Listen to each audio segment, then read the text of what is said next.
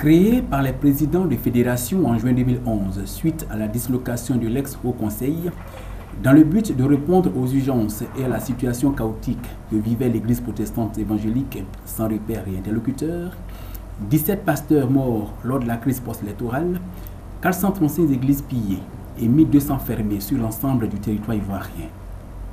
Face à ces situations inédites dans l'histoire de l'Église protestante évangélique, les présidents de fédération, au terme de 4 réunions de haute importance, après aucun dépôt de candidature, suite à l'appel à candidature au poste de porte-parole national, désignèrent à l'unanimité le bishop Kassid Azito comme porte-parole national des églises protestantes évangéliques de Côte d'Ivoire.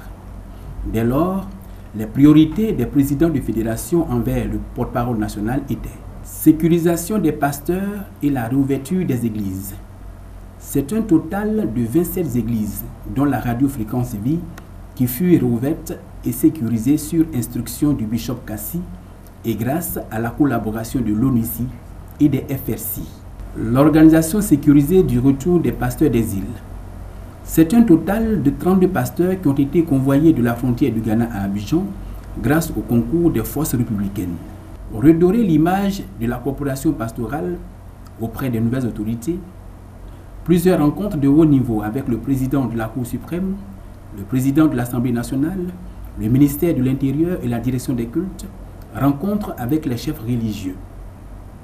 Le porte-parole national, après décision de la commission, a entrepris plusieurs tournées en Allemagne, en Belgique et en France pour présenter aux fédérations européennes la situation protestante évangélique en Côte d'Ivoire, soldée par une importante rencontre avec le bureau exécutif des pasteurs ivoiriens de France.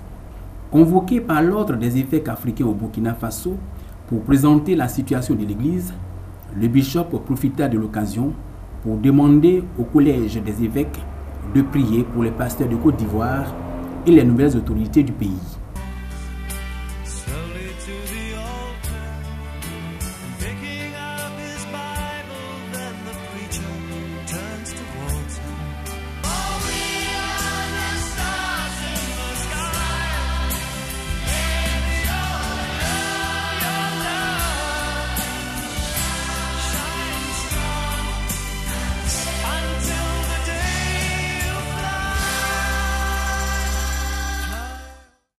Identification nationale des pasteurs.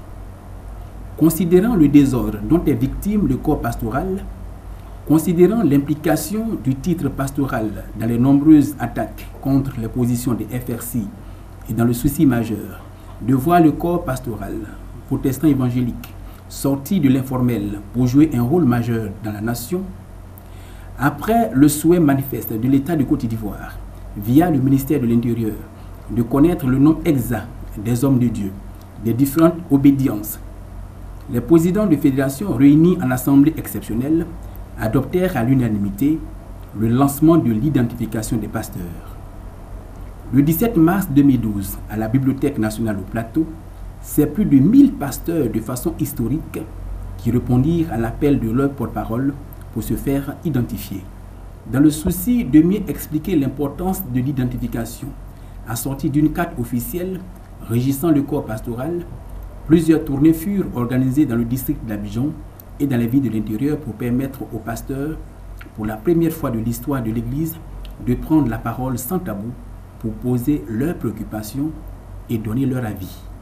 C'est à ce jour un total de 6112 pasteurs qui ont officiellement été identifiés. L'opération de l'identification, les tournées et les différents spots radio et télé pour le compte de l'année 2012 ont coûté 16 250 000 francs CFA à la Commission protestante évangélique. À ce jour, l'objectif de la Commission et son porte-parole est d'atteindre le nombre de 10 000 pasteurs officiellement identifiés avant décembre 2013 par une vaste campagne d'identification dans les 30 régions de la Côte d'Ivoire. La clé de tout développement et toute organisation d'une corporation indiquée passe obligatoirement par une identification. Suite aux nombreuses attaques contre la Côte d'Ivoire et soucieux de voir une Côte d'Ivoire réconciliée avec elle-même, les présidents de fédération décidèrent d'organiser une prière sacerdotale en faveur de la Côte d'Ivoire. Le 23 juin 2012, c'est plus de 3000 pasteurs qui répondirent à l'appel du porte-parole national pour invoquer Dieu en faveur du réveil et de la réconciliation nationale. Grâce à l'acharnement et à la détermination des présidents de fédérations et leaders présidents évangéliques, l'Église protestante évangélique retrouve peu à peu sa croissance fulgurante et une stabilité.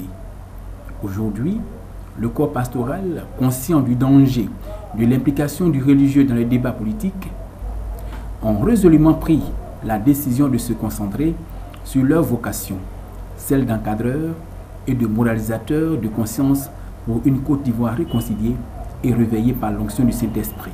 Conscient que la paix est l'élément vital pour la prospérité d'une nation et conscient que toutes les religions doivent vivre en bonne intelligence dans une coexistence pacifique, le bishop Kassi d'Azito décida d'établir une relation fraternelle avec la grande famille musulmane sur la base de l'amour pour des actes forts et historiques. Présentation du porte-parole évangélique. La commission protestante évangélique est dirigée par le bishop Kassi d'Azito, président de la mission d'évangélisation et de la délivrance des âmes. Le bishop Kassi est aussi le président d'une fédération d'églises dénommée CHF, Conférence des héros de la foi. Il est depuis 2007 à la tête de l'unique confédération des églises de Côte d'Ivoire, regorgeant en son sein 28 fédérations locales. La commission protestante évangélique de Côte d'Ivoire, c'est 51 fédérations et organisations nationales. Liste des fédérations et organisations.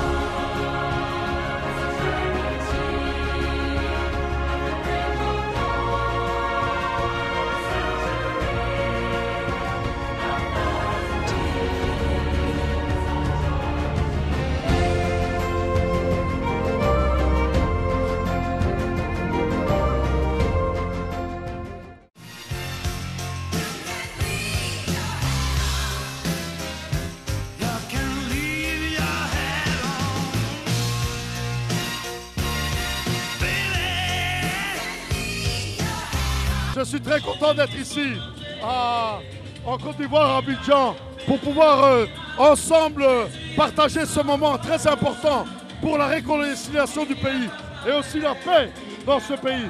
Les erreurs du passé, elles ne doivent plus se produire. Maintenant, il faut voir d'une autre manière le pays, comment il va se reconstruire avec l'aide du gouvernement et l'aide de Dieu, l'aide de notre Seigneur Jésus. Que Dieu bénisse les pasteurs, les gouverneurs et tout ce qui se passe ici dans ce pays. Que Dieu bénisse Abidjan, que Dieu bénisse le peuple, au nom de Jésus-Christ. Amen. Intervenant comme interlocuteur exclusif de l'État pour le compte de la grande famille protestante évangélique, du fait de la majorité absolue en fédération et en son mode de fonctionnement par vote, des textes après débat et amendements. De grands défis attendent la commission protestante évangélique, mais unis autour d'une vision commune que nous ferons de l'Église évangélique un moteur de développement pour notre cher et tendre pays, la Côte d'Ivoire. Dieu vous bénisse.